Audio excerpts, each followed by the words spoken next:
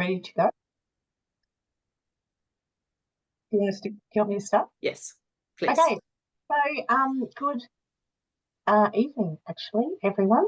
Welcome to NPA's seminar about the Great Koala National Park.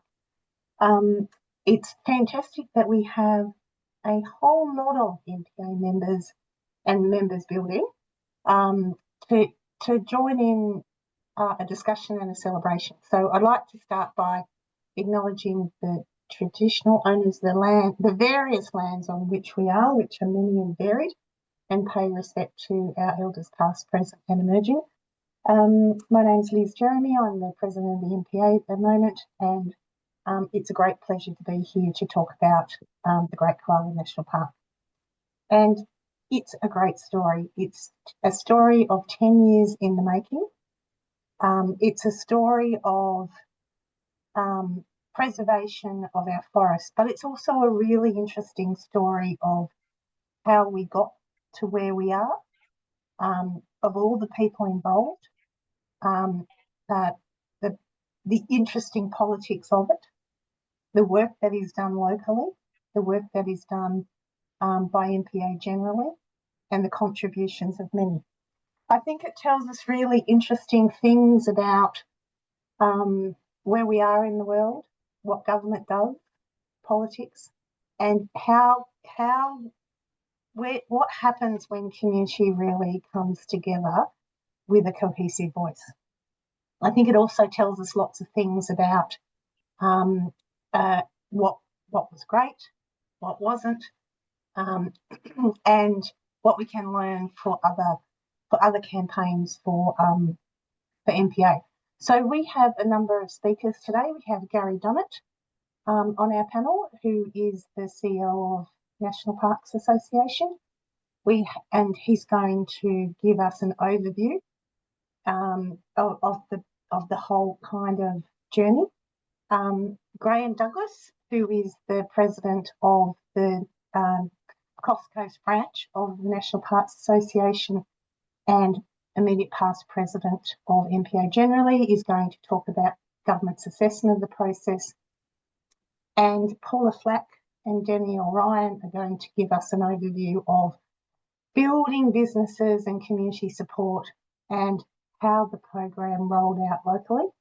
And I'm sure I don't need to tell everyone about how long all of these people have been involved in this program and what a good story they have to tell.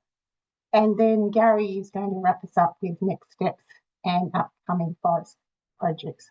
So I'm going to hand over to Gary. Over to you. Thanks, Liz. I'd like to just start by sort of acknowledging we're meeting on various Aboriginal lands and pay my respects to elders past, present and emerging. And ask Sam if she could replace my mug on the screen with the first image off that PowerPoint. Some of you would be aware that I sort of began my career as an archaeologist. And I think that sort of background is really appropriate to delving into the deep past of what is a very long-lived campaign. Now, as an archaeologist, I'm happy to talk about the cranial morphology of our hominid ancestors, but not about how they felt about the disappearance of mastodons or rising sea levels through the Quaternary. And look, similarly, it's not appropriate for me to try and resurrect the thoughts and motivations of those who birthed the GKNP concept. What we can do, however, is to look at their ideas in the context of contemporary conservation planning and campaigning and the consequences that have flowed through to the present. So the first sort of polished cranium we need to look at is the source of that wonderful idea of combining the original parks of the region, the batch of new parks that are being created by the 1990s regional forest agreements, and the 44-odd state forests of a region into a single forested landscape, a single forested protected area that would secure the future of the most robust koala populations in New South Wales.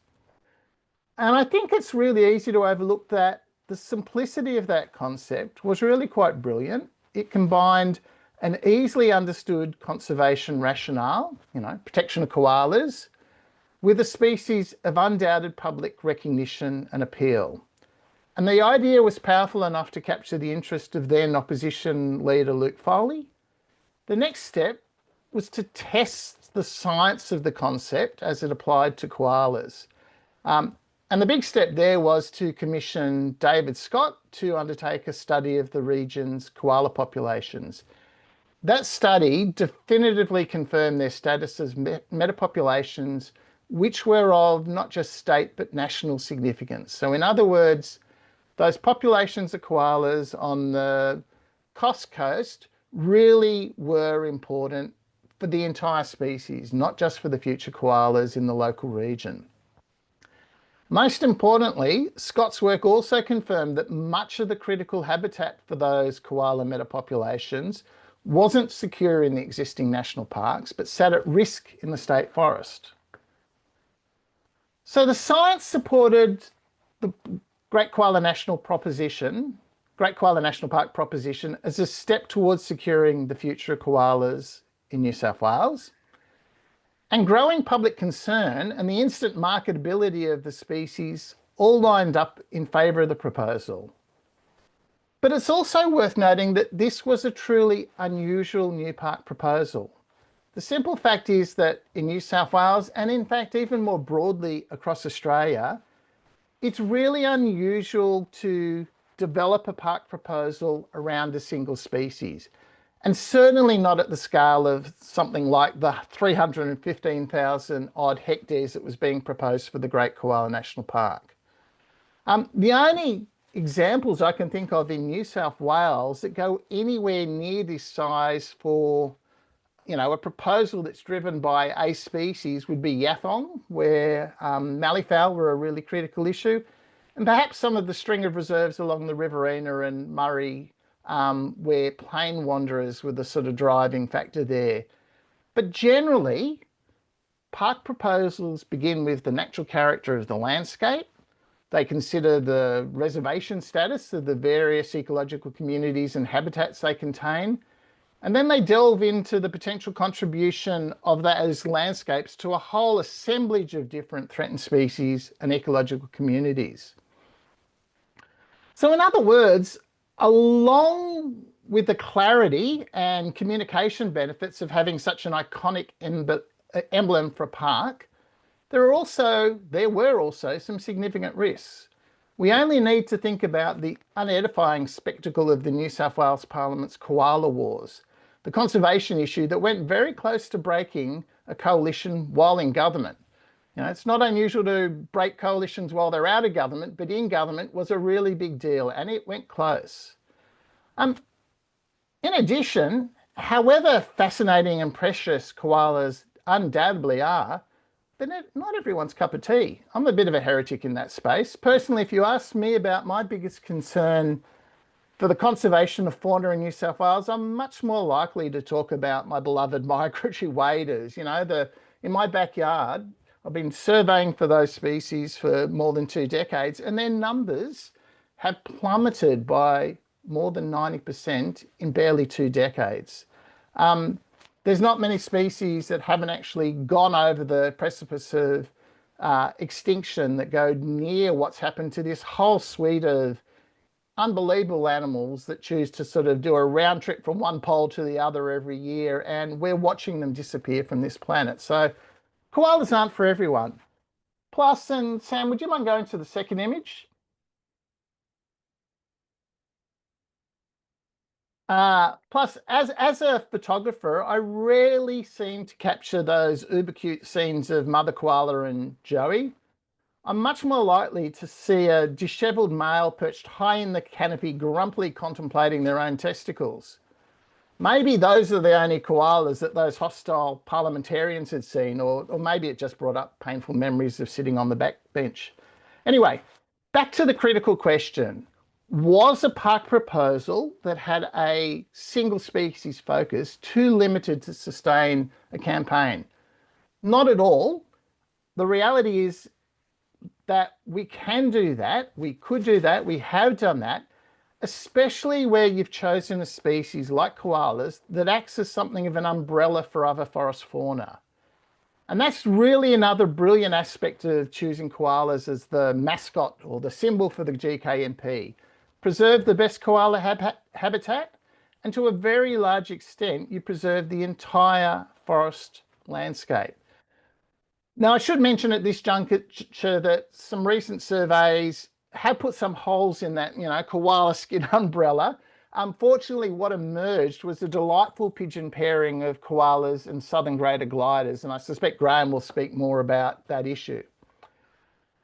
But that takes us to the next milestone for the GKNP, which was the report to the New South Wales Parliament that was put together by Ashley Love and Sheen Sweeney.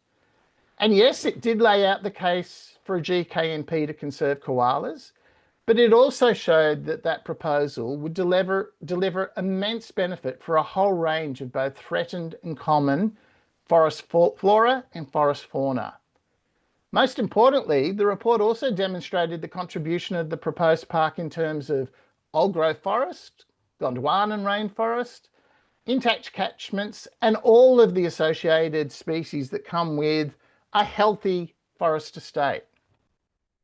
In addition, and something that's become even more telling in the wake of the disastrous 2019-20 fires and the reminder they gave us of the reality of climate change, the GKNP packaged into a forest estate that was large, diverse, and resilient enough to have a good prospect of weathering the challenges of changing species distributions and needs in the face of climate change.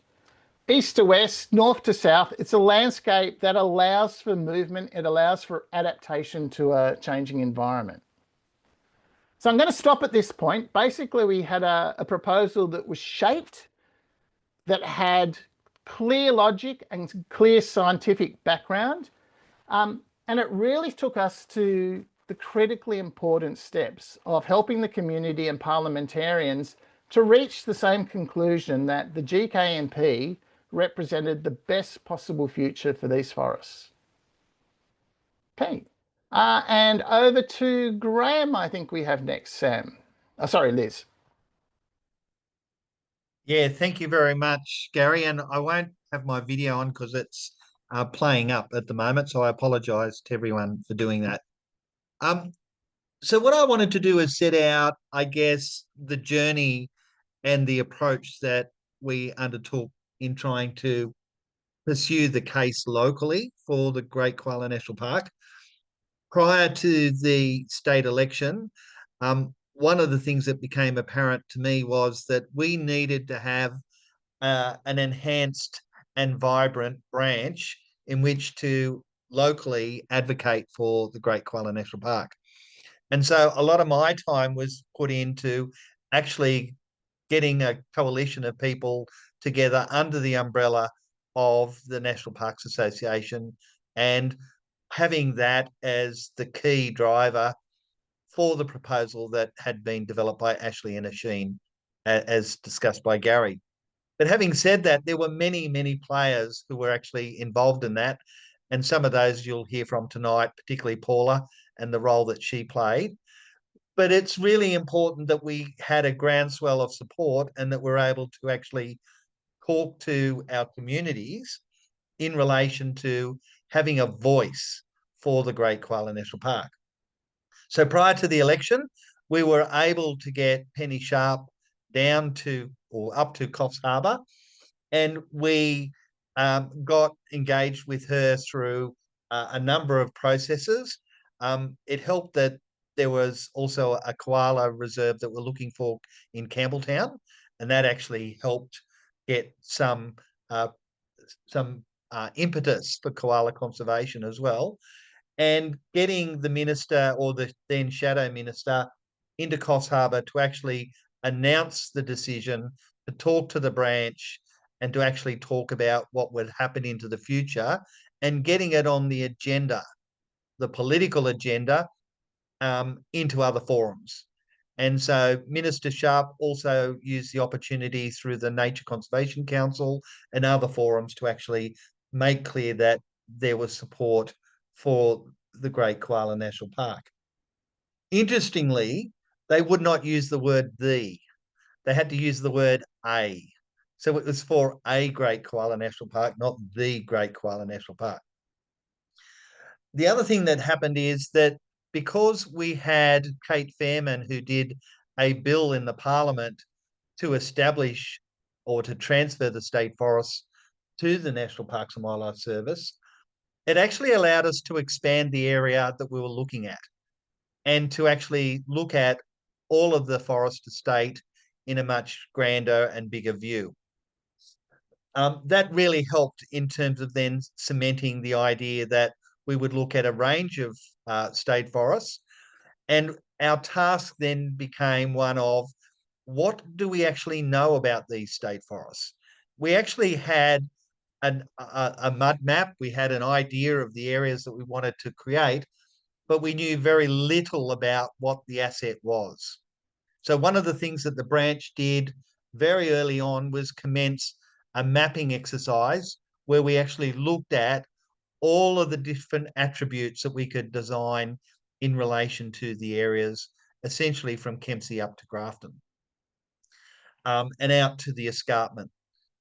So first of all, we wanted to find out what areas were plantations. It had become clear politically that the ALP government would not entertain that plantations would be included in the park. So we actually had to find out where those plantations were, and our earlier mud map had included plantations in those areas to be protected. We then went through and worked out what the forest management zones are and where there were already constraints. We then had a look at other issues of constraints, whether it was old growth, whether it was threatened species. What did we know about koala and other threatened species? What was their habitat? What was the best habitat that we could use? What were the other constraints that we might be thinking about, including geology and soil types, and the erodibility of the areas if they were subject to logging? During that process of trying to get the mapping together, we were supported admirably by James and Danielle, who both helped put on a forest by forest basis what the various constraints would be, where the areas of old growth, where the areas of threatened species were, all of the various constraints that were per state forest. And then we built that up into the bigger picture and had all of our mapping ready in time for the government's announcement for the community advisory panel. Now, there were 3 panels.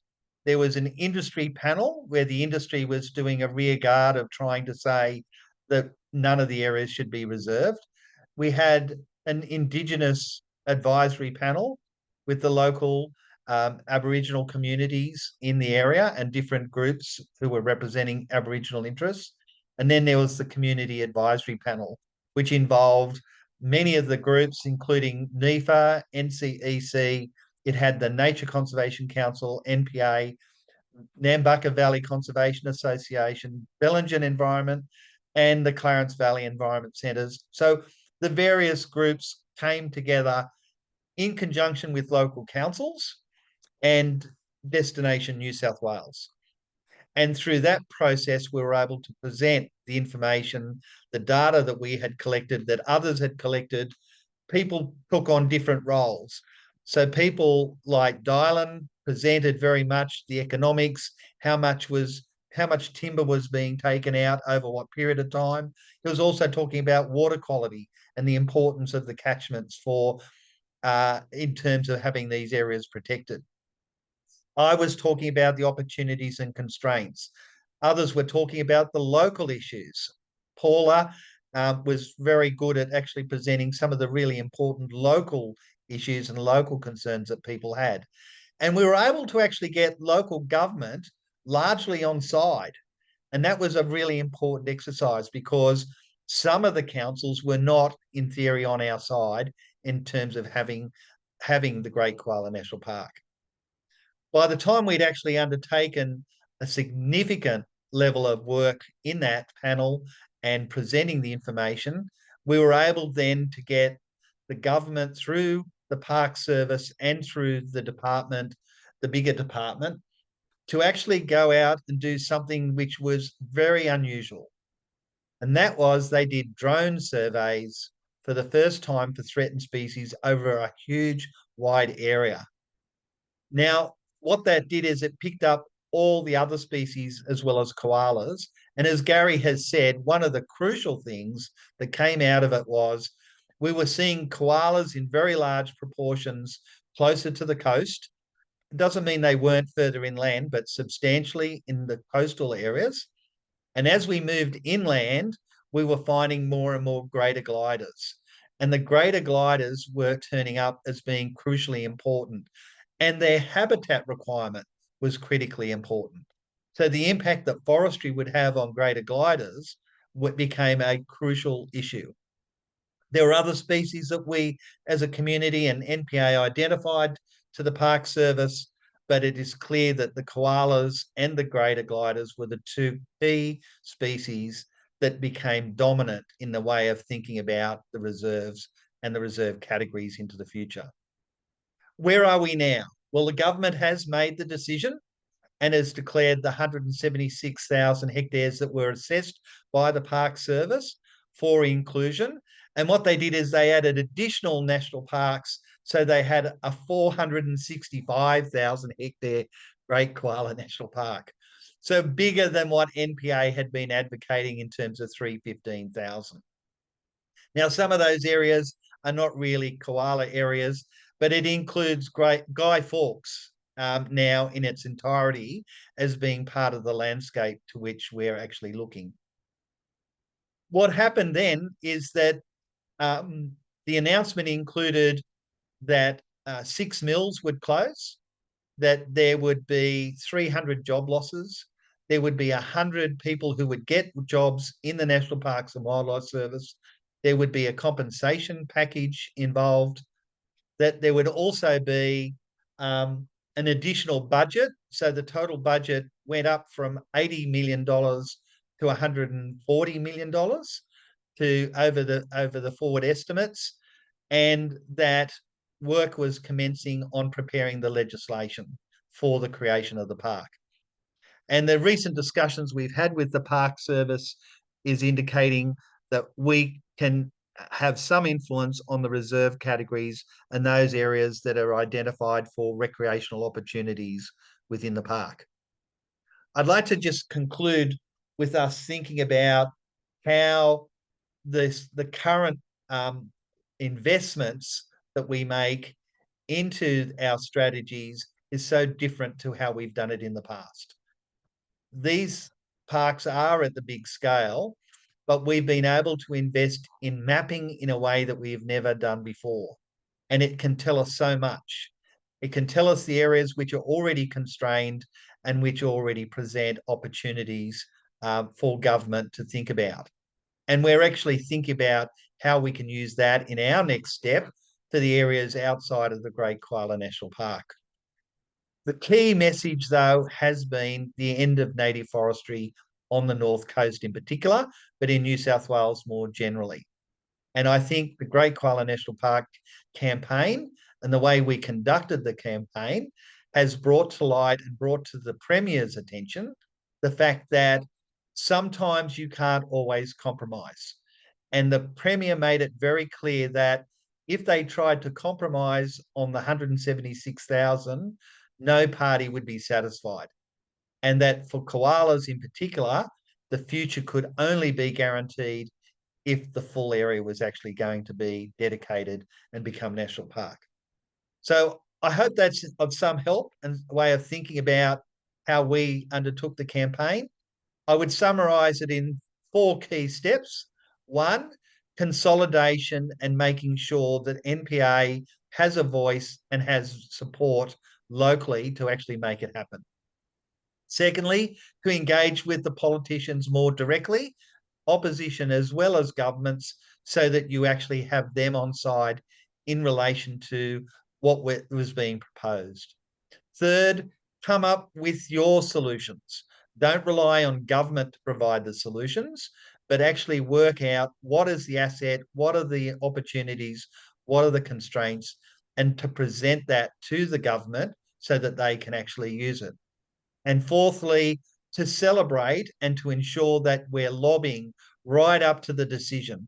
We spent a lot of time and we had a lot of support from other groups so that we could actually present the case locally and to turn the community on side. And I know Danielle will talk about that shortly. But those 4 steps were absolutely crucial in actually getting us over the line. And I commend that to future groups or future NPA programs so that we can do that again. So that's me. Thank you very much.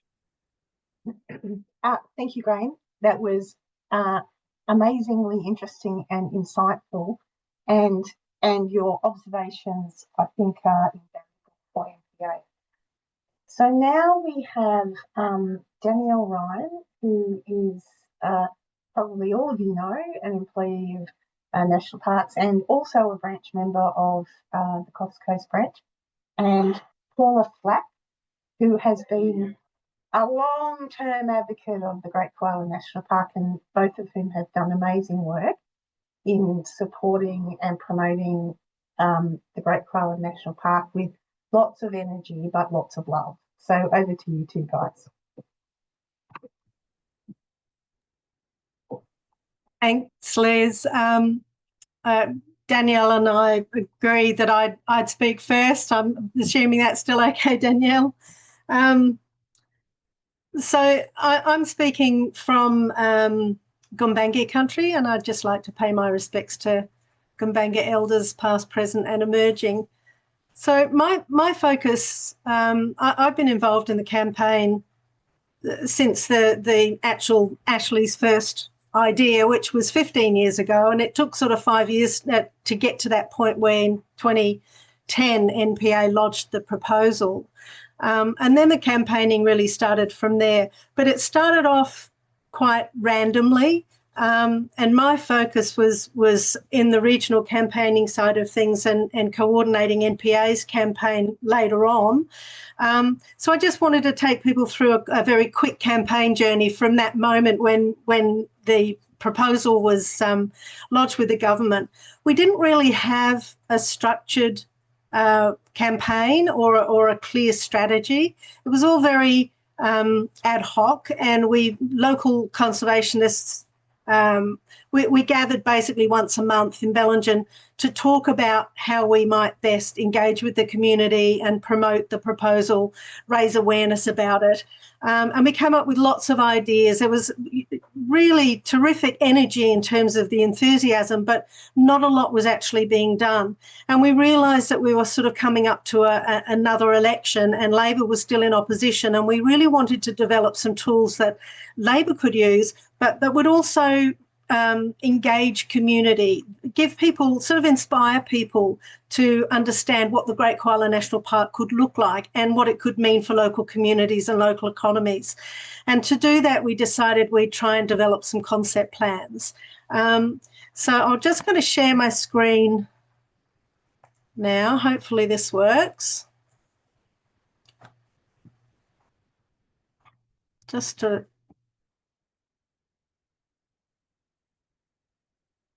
So is that working? Everyone can see that? So it's just a photo of the campaign team, or some of the campaign team. We went out on a bit of a recce day. It was as much to inform our volunteers about what the Great Koala National Park sort of looked like away from the coast, and just a bit of a R&R day as well. So it was just, I thought, a really lovely photo just to start with. That background is the New England wilderness, which is now going to be part of the Great Koala National Park. So the main concept plan that we worked on was the long distance walking track, which is a 215-kilometre wilderness, world-class wilderness walking track. And to develop that concept plan, we needed to have a look at what was out there and come up with some sort of route, a starting point and a finishing point. We started off at where we were proposing for a visitor centre in Pine Creek or Bongo Bongo National Park, and ended in Bowraville. And we developed a southern team, a northern team to do the research and do some recce's. Oh, it's not going to the next slide. Okay, so this was the southern team, or 4 of us. There were 6 of us heading off into that New England wilderness for a multi-day walk. We looked very fresh and enthusiastic. We certainly didn't look like that when we came out. It was incredibly hard going and very steep country. And then Jonas Belchamber led the northern team, and he's, as you can see, is a canyoning enthusiast. And I think that's Glenifer Falls. So they covered the northern areas, and together we pulled together a concept plan, which we then took to the community. This is actually a presentation by Dr. Oisin Sweeney, who was with NPA at the time. So not only could we show people the proposal, but we could also talk to them about some of the other things that could happen in the Great Koala National Park. And Bowraville is actually historically a timber town, but at the time we had a very supportive Chamber of Commerce that could see, you know, that there's from 4 or 5 mills in town, there was only 1 left, and it was looking to new opportunities, and it was not by chance that we ended the walking track in Bowraville. We thought it was a really good way of engaging with the Bowraville community, and they were certainly an enthusiastic crowd. And eventually interests led to Bellingen Council offering us the Urunga Visitors Centre. So this is the opening of the centre, which gave us a campaign hub and a public face, and it gave us an audience, you know, people coming in just for visitor tourist information. We were able to talk to them about the Great Koala National Park and introduce them to the proposal. And we could, this is a photo of some of the management team. There's Kevin Evans there, who kind of led the team, and that was in our newly refurbished tourist information section of the visitor centre. It was a lot of work running that centre, but it was a very worthwhile exercise. We were able to show people the impacts of logging in koala habitat. This is Shay's Knob on the left there before logging and afterwards. And people were absolutely horrified to see these. We had multiple images like this, to see just how much koala habitat was being lost. And it really helped raise awareness about the issues. We eventually, around the same time as the visitor centre, attracted some sponsors, and this is on the left is Wes, and on the right was Rod, the general manager of Affirmations Publishing from Bellingen, who gave us enormous graphic design and marketing information support over the course of the campaign, and really gave us a professional look with graphic design and new campaign materials. Unfortunately, the centre we had to close because of COVID. We ran out of people were not doing, so instead of sitting there twiddling our thumbs, we decided to take the message out to the people via community markets, which has been a very successful exercise, and we've met many people, and it really has attracted quite a bit of interest. It also was a fundraising opportunity because we sold merchandise and the like, but we reached a much wider audience, and we used social media as well to do that, and other presentations and attending rallies and events, but the stall has been very successful. We had a little posse of knitters who knitted up these koalas that were extremely popular and raised a bit of money for us too. So never underestimate the potential of a cute knitted animal. And we had a Lynn Arago's daughter is a costume designer, and she made a koala costume. So we quite often had a guest appearance at our stall, which always went down pretty well. So as we raised awareness, we got that greater engagement with the community. The support for the campaign really did start to grow. And I think it was the fact that we were sort of getting out there across a whole range of events and and public spaces that, and across social media as well, that it really did help to bring the attention of the proposal to the to at least to Labor while they were in opposition. And I'm sure it went quite a considerable way to helping convince them that it was something that they needed to think about seriously in the lead up to the last election. I guess I'm probably getting close to time. So basically, once the Labor had made the announcement that if it was elected, it would create an iconic Great Koala National Park. As Graham said, it wasn't the Great Koala National Park, but they made a promise. The dynamics locally changed amongst local community groups that were sort of also campaigning for the GKNP. And there was quite a bit of jostling. People were really concerned about the logging, and there was logging across plantation and native forest, and there was quite a bit of blurring of boundaries of information. But NPA's mapping project and Graham's advocacy really went a long way to clarifying issues with community organisations and members that weren't so well informed on the backstory. This photo was just of a couple of people who just came out of left field and said they wanted to do some scouting of the long distance walking trail, and we made their send off a bit of a media event when they headed off into the wilds. There was also a NPA ran a koala forum in Coffs Harbour in 2022, which was very successful, and we attracted the interest of a number of artists who, this is Brentos, who did a mural in Coffs Harbour. And the mapping that Graham talked about, we took that out to a lot of these community groups, and this is James and Lynn McRae, NPA's mapper at the time, presenting that to members of the Friends of Pine Creek to help them understand the values that we'd identified and how the mapping was going to be used in the planning process. So that's a very quick snapshot of leading up to the actual Labor being elected. And then, as Gary said, once they were elected, now things will get real, and they certainly did. So for me, some of the key lessons through that grassroots campaigning was that having that solid scientific basis to the proposal, and then along the way getting the economic analysis done, having those really solid documents in the toolbox was really important. And having a core campaign team with a strategic plan also was fundamental in delivering that message to the community and getting that engagement and strengthening the support for the park. Having sponsors and funding was, basically was the game changer for the campaign. We were able to do huge print runs and produce really attractive material. And also there were many different voices, many different people, individuals and groups all campaigning for the Great Koala National Park in their own way.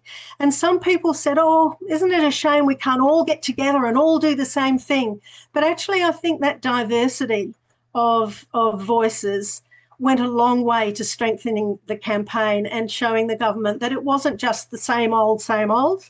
There were lots of people stepping up and going, hey, we think this is a good idea, and in our local neighbourhood, we're worried about the logging in our backyard. We want the Great Koala National Park.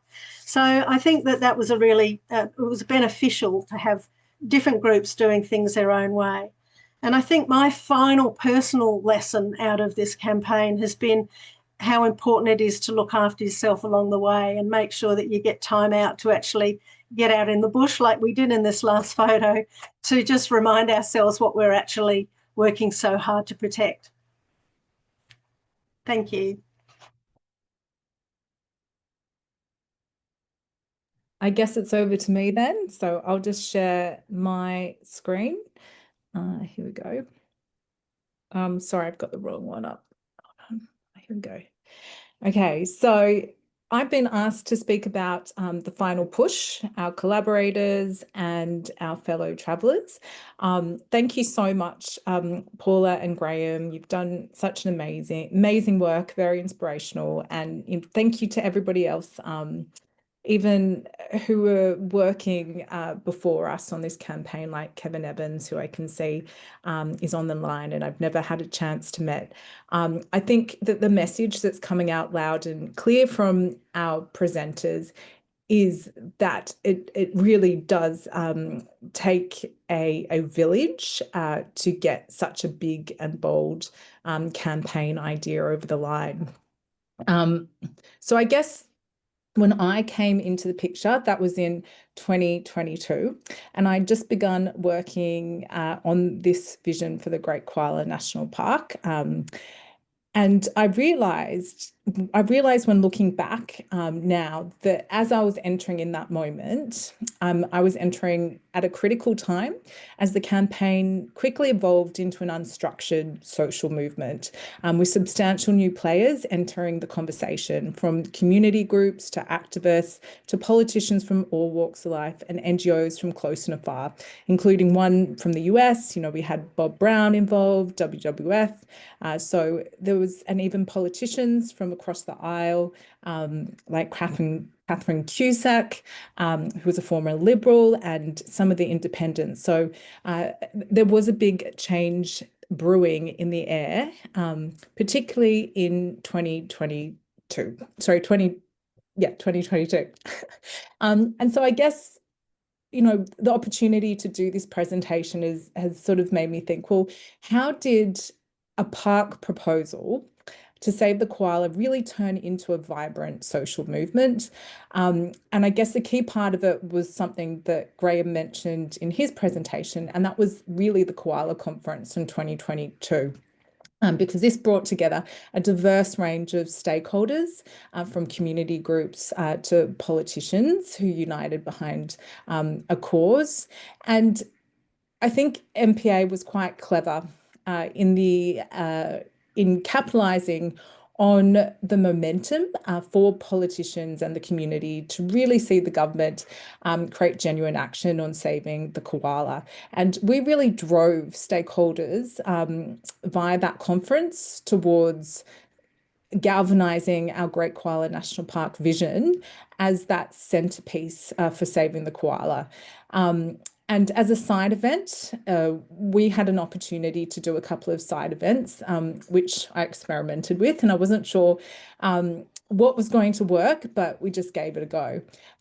But one of the successful pieces was the idea of creating our first Great Koala National Park business letter, which we actually ended up handing over at a special event with politicians to the former Liberal Catherine Cusack. And I was surprised. We got 66 businesses within 2 weeks signing up to that letter, which I was really surprised about. And that conference, which was fantastic, by the way, led to that Labor 2023 Great Koala National Park commitment. And as Labor entered office, that's when we really saw quite a rise in the number of voices backing the idea of the Great Koala National Park vision. Many people began to see the Great Koala National Park as that pathway out of native forestry. Now, just to step back and reflect, I think it's important to think about, the definition of a social movement. This is just one that I got AI to produce. But a social movement is a sustained, organised and collective campaign by a large group of people to achieve a social or political goal, such as implementing a change or resisting one. And I think this is really something quite interesting to think about when it comes to protected area advocacy, and where we can take the idea of social movement, apply the idea of social movement success in creating change, because sometimes governments just create protected areas with a flick of a pen, and it might cause a little bit of upset in the community, but it doesn't get galvanized as much attention as we've seen with the Great Koala National Park. I think one of the biggest lessons that all the speakers have been talking about tonight is that if we want to create big and bold campaigns, we can't do this on our own. Community stakeholders must be at the heart of campaigning. And I know, at least in the marine park space around the world, literature shows the importance of that community involvement. So one of the ways that from head office, how we supported that community involvement was through crafting those sort of positive local stories with local visitors, as I mentioned, you know, empowering those voices like business voices in support of the Great Koala Park. But we didn't just do positive stories, we also crafted urgent stories with local voices.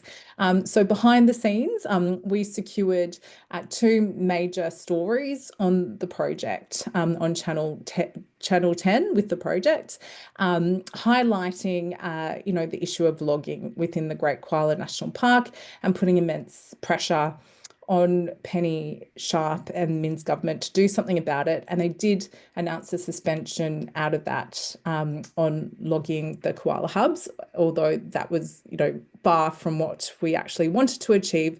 But it's that continual media pressure, which, you know, Graham and Paula have done such a great job over the years of doing, that you need to just be persistent. And whenever there's an opportunity, just keep putting the pressure on.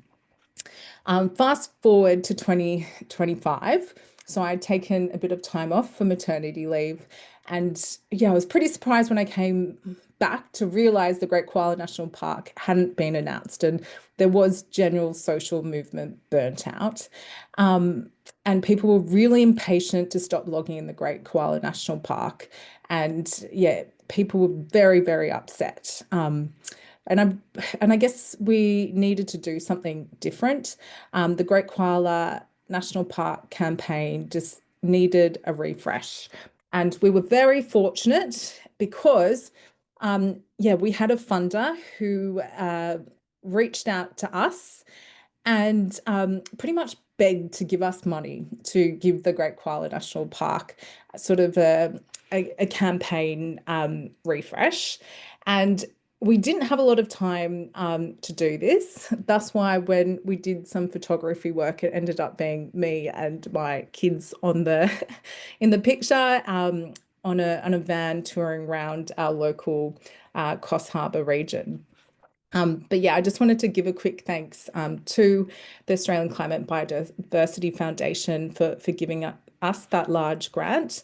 A couple of the objectives in that grant were, I mean, we haven't measured this to see whether or not we've achieved it, but I guess stretch targets or aspirational targets to try and achieve something great is always a positive thing. But we aim to double the level of awareness of the Great Koala National Park in our region and to build a sense of local connection and ownership of the Great Koala National Park, including with regional businesses.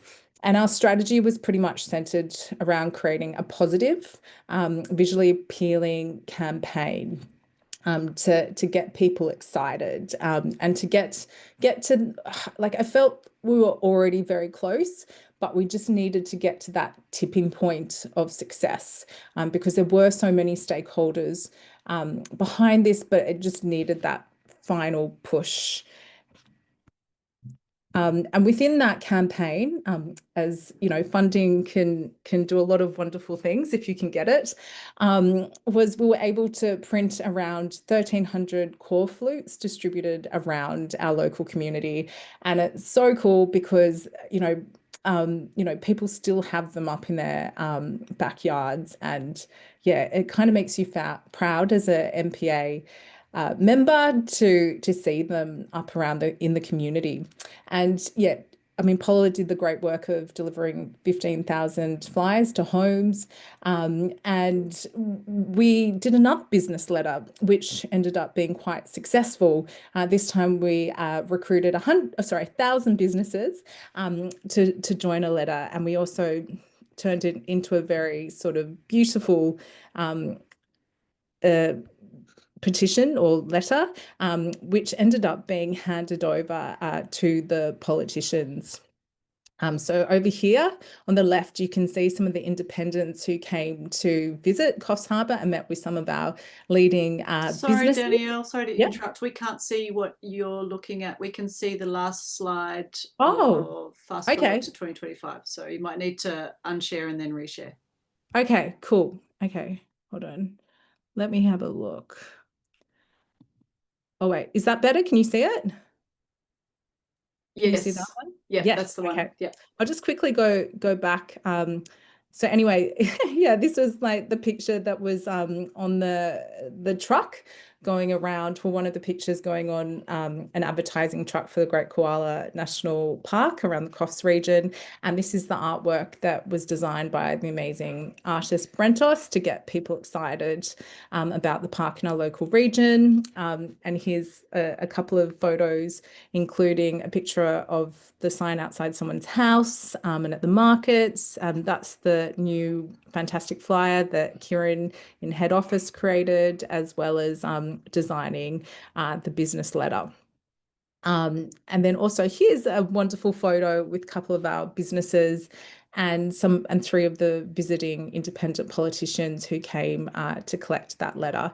Yeah, we worked very closely with the independent officers to be able to elevate that letter all the way up to the Premier, to Chris Minns, who was quite pleasantly surprised that business was in support of the Great Koala National Park, because he was hearing pretty much within the echo chambers of Macquarie Street that there was no support for the Great Koala National Park. So that was quite effective, getting recreational business groups straight to Chris Minns's doorstep. And in this picture with Chris Minns, this is Steve from Coffs Divers, who was able to hand over the letter. And I think one of the benefits of having tourism operators be the spokes of the Great Koala National Park is that they know how to talk because they're used to talking to people on a daily basis. And also another nice aspect of the trip to Parliament, where we also flew down a couple of kayakers, Isabel, who's only 16, and her father. So it's Isabel's dream to take on the business one day, and they would very much love to see the koalas protected for generations to come, to ensure not just their business survival, but that wildlife is protected. And that's another interesting aspect from going around and talking and engaging with businesses. I assumed when I asked businesses to get a quote in regards to why they would want to support the Great Koala National Park, I thought that they would say for business or the tourism potential, but the majority of businesses said, I just want to protect my wildlife. So I think, that was fantastic and unexpected feedback. Some other achievements included, creating a business booklet with some quotes, which we handed to some of the politicians. Obviously, the amazing work that Paula and the team have done on the market stores. We did some more local media coverage and targeted media to get to, in Chris Minns's doorstep. So every time we created some sort of new, beautiful collateral, thanks to James and Kieran, we sent it off to the Minister for Environment's office, and then they would share it with Chris Minns. So, for example, this huge poster on one market day up at Emerald Beach, I took over more than 100 photos of various groups holding the Great Koala National Park sign. And in those groups, there was often four or five people in those signs. So there was a lot of people. And yeah, the constant feedback we got was, wow, these images are great. And another, I should have kept it to show you guys, but another cool video we created was James did a sped up time lapse of all the koala park signs around our local area in Emerald Beach in one video, kind of condensing it into one minute. So it was just really fast going down the streets, looking at every sign, and that just looked really impressive and fantastic. So we're just trying to be creative and think outside the box about how we show that mass community support on a local level. So how successful has the campaign been? The feedback from the Minister of Environment's office is that the campaign has been successful in convincing the Premier that there is local support for the park, which edged him closer to the announcement. Apparently, it was a big part of it was those business stakeholders. Chris Minns, it's not hard to tell, but he listens to business. So I guess trying to find those people that someone like Chris can identify with, and can see that it's going to benefit him, because very much for Chris, I guess everything's about jobs. He needs to be able to show that he's a good jobs and economic manager. So I think that's something really important to think about in future national parks or protected area advocacy campaigns. And yeah, obviously there was lots of wonderful media, and we've secured the park. The park was finally announced on the 7th of September. So again, on behalf of the team, I just wanted to say thank you. And for anyone out there looking to help make a difference in our protected area advocacy, we really appreciate you getting involved, whether that's through letter writing, whether that's attending webinars like this or events, or whether that's through donations. All of your help is just of immense value. So please keep it up. And I hope that you stick with us on the next journey for protecting or creating a new big and bold vision for a new national park for New South Wales. But I'll let Gary talk to you more about this. So thanks. Thanks, Danielle. I mean, when I think about what happened over those last few months, I'm sure many of us have had the experience of running a big project, whether it's writing a sort of a university thesis or a construction project or whatever the case may be, and you end up in that situation of thinking you're in the last 1%, and finding that it actually takes you 50% of the time that you actually had for the entire project. And I reckon it's fair to say lots of us went a bit nuts in that last part of the project, because we just could not believe that government was letting it stretch on as long. So we did end up with some really frantic activity. We ended up with a lot of double ups. We ended up with some really incredibly good intentioned work happening that wasn't coordinated as much as we all expected to, but the end result was we got over the line. And so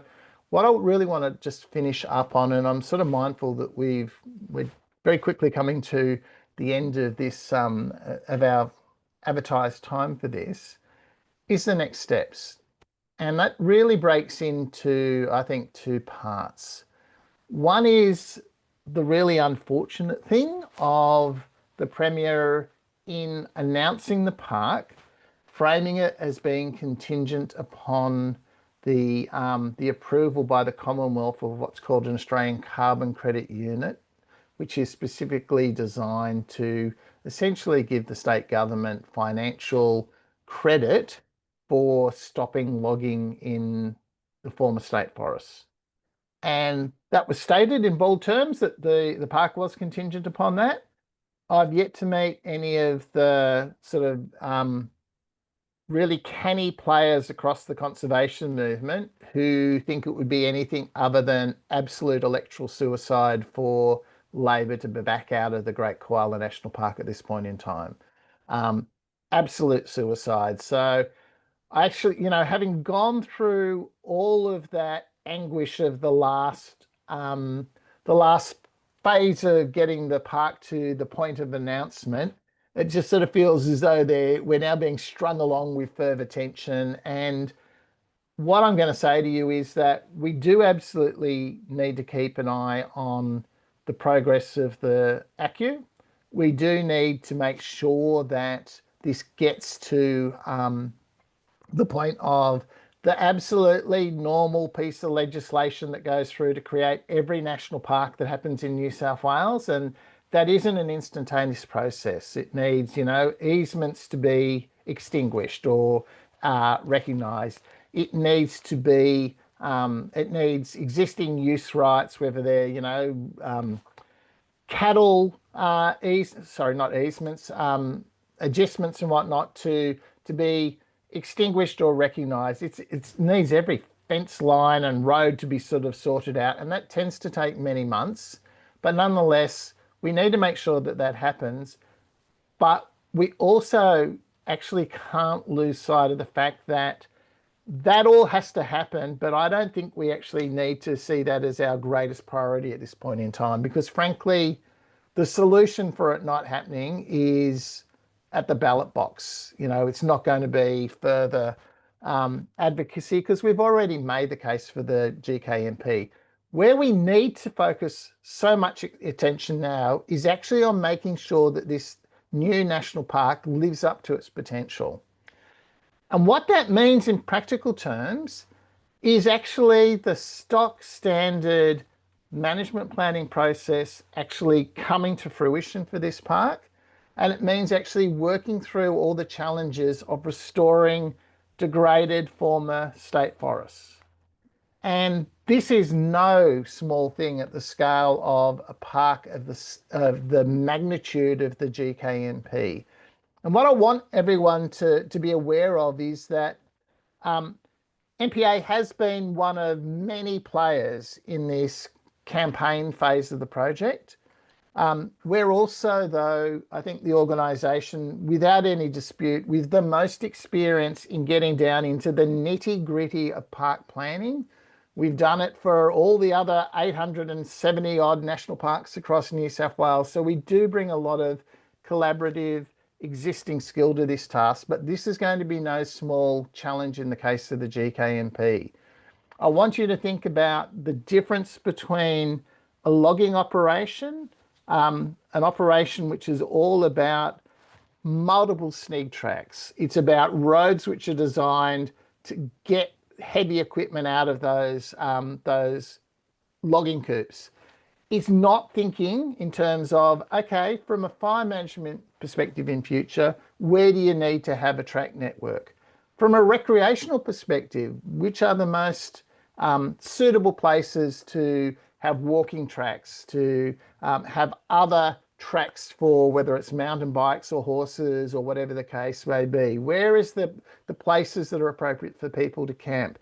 Where do you need to repair the fences? All of that nuts and bolts needs to be done, let alone the really big challenge of how do you restore areas that have been subject to the sort of disturbance that has happened across the GKNP. So there's a big piece of work to be done there. I'm really hopeful about it, particularly on the restoration science side of things, in part because so much effort across this nation has turned to the challenge of how do you restore natural landscapes. And we've got some really good examples quite recently with places like Gardens of Stone, where there's significant areas of that new reserve, which are former pine plantation, that they're now having to go through the process of saying, how do you actually bring these back to something which within a couple of centuries will be analogous to a natural forest. So we've got lots of work ahead of us there. We've got representatives on the Regional Advisory Committee who play a critical role in making sure of the quality of all of that planning work that National Parks and Wildlife Service will do. We have representatives along with the Nature Conservation Council on the National Parks Advisory Council, which is the group that actually makes the final recommendation to the Minister for Environment about whether the conservation movement and other stakeholders are comfortable with the quality of plans that are going to her for final approval. So there's lots of work to be done in this planning phase. I do think that this is a really exciting park.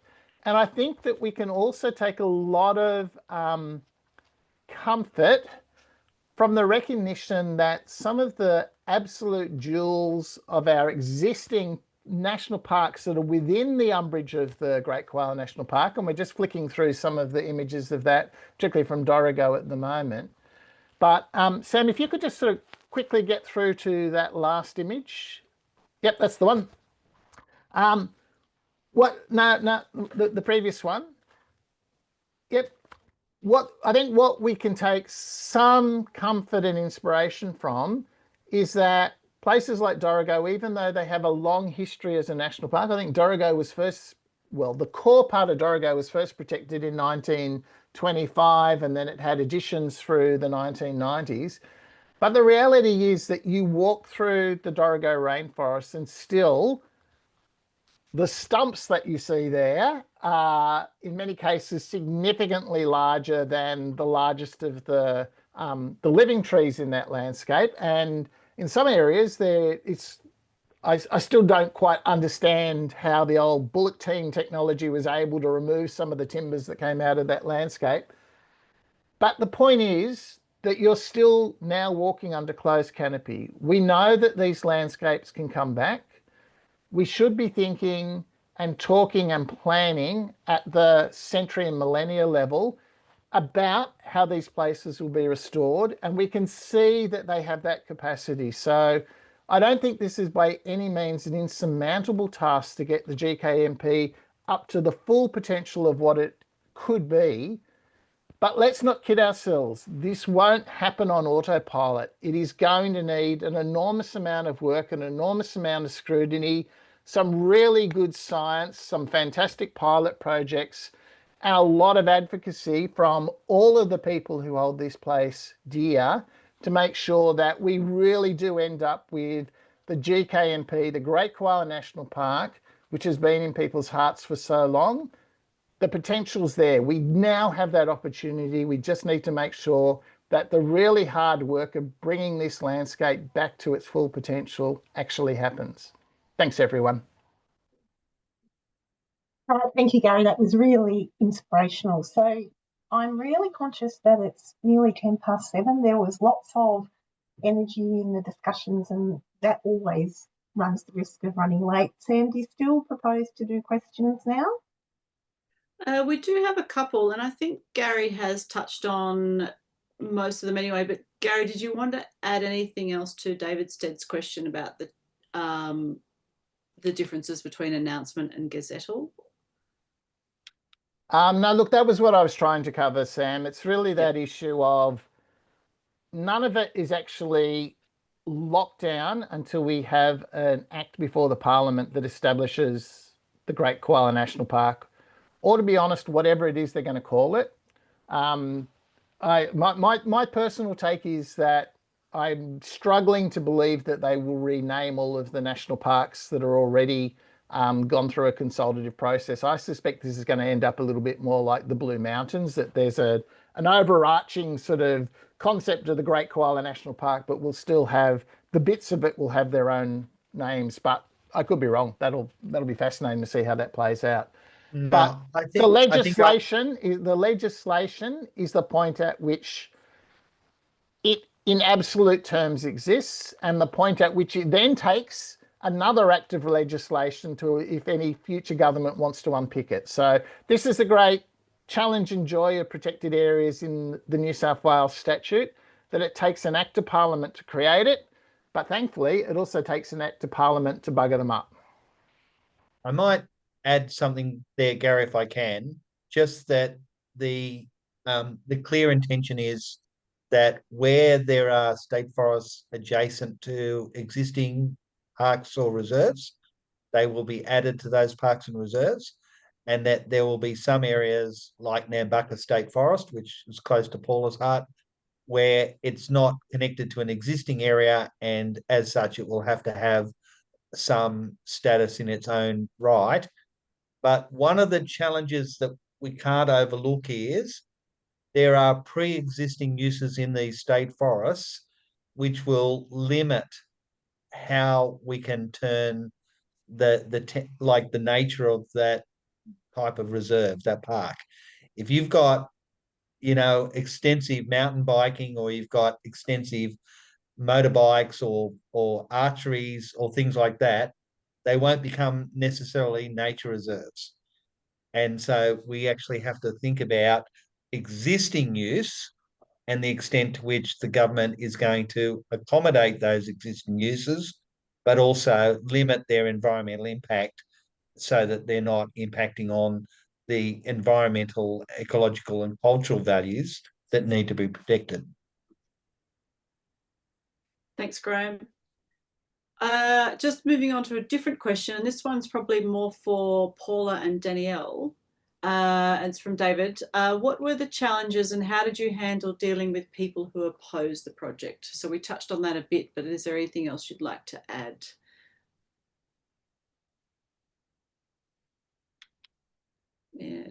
Yeah, Paula or Danielle? We did quite often get people turning up at the market stall and wanting to challenge us, and primarily it was about jobs and about job losses, and refuting our what we were talking about in terms of the economic benefits of the Great Koala National Park. I found it very difficult you can't really change these people's minds, unfortunately, that, you know, many of them are very set in their ways and they really just wanted to have a go at us. So it's a matter of kind of engaging and offering the information that you have and references and where they can go to find out more detail. But also there's a point where you have to accept that some people, they just want to have an argument or they just want to, you know, waste your time.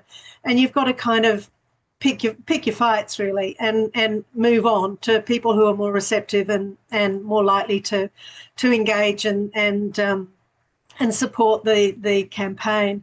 So it is difficult. I think one of the other challenges in terms of the campaigning was maintaining enough volunteers and maintaining that momentum with them. And I guess it's an ongoing thing that, you know, volunteers, they're not employees. You can't expect them to you know, always be available, always come through as promised or expected. And volunteers come and go. So the team at the moment is very different to the team 8 years ago. There are still some familiar faces, but there are a lot of different faces. And so I think, you know, you've got to really recognise those volunteers who are more likely to stay the distance, or the ones who are really committed and can really offer skills and nurture them and look after them and mentor them and really let your volunteers know that they're valued, their contribution is important. Excellent. Thanks, Paula. There's a question here from Lyndall, and I think this one's possibly for Gary initially, and that is just on the Richmond River National Park proposal, which I think falls outside of the Great Koala National Park boundary, or at least on what has been discussed with government. Gary, is there anything you can add to providing Linda with a few ideas on how we can campaign to encourage the Richmond River National Park to become a reality? One of the things I found really fascinating over the last weeks since the GKMP announcement happened has been watching the way it's absolutely energised people in other forest campaigns across New South Wales. There was a sense, I guess, when we were getting into the real dark days of the campaign, that everyone was just saying, okay, let's just concentrate on bringing forestry to an end across the state.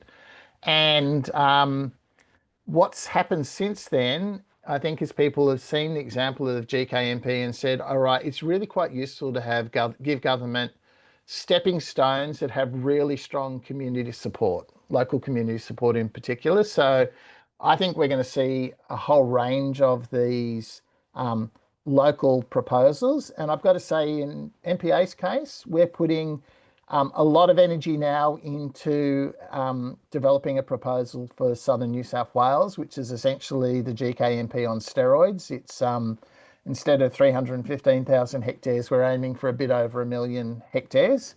But the same essential model. It's about shifting across to a better future for areas that are currently state forests. So I think the overall models we've seen working for forestry campaigns are absolutely sound, and we wish them all well, because they are all coming under that broader umbrella of having a better future for our forests. The other thing, though, that we all need to keep a lot of attention to is this whole business of the ACU, the Australian Carbon Credit Unit method that the Commonwealth is currently considering. And the reason we need to be really mindful about it is that while, I and our organisation have reservations about commodifying nature in that way, the reality is that the New South Wales government has said, Labor government has said they see this as the pathway out of public native forestry. And if they get what they asked for, we're then in a situation where the economic drivers change really fundamentally, because at that point, if they had their ACU through, they've argued that it then makes more sense to have the GKNP protected than to continue to log it. The same logic applies to all public native forests across New South Wales. So I think they're creating a huge opportunity for all of us in pushing that through.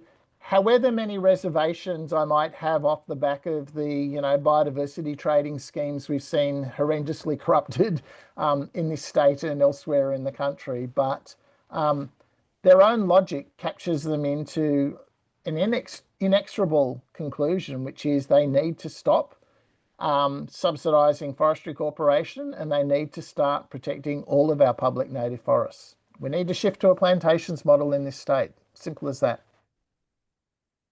Thanks, Gary.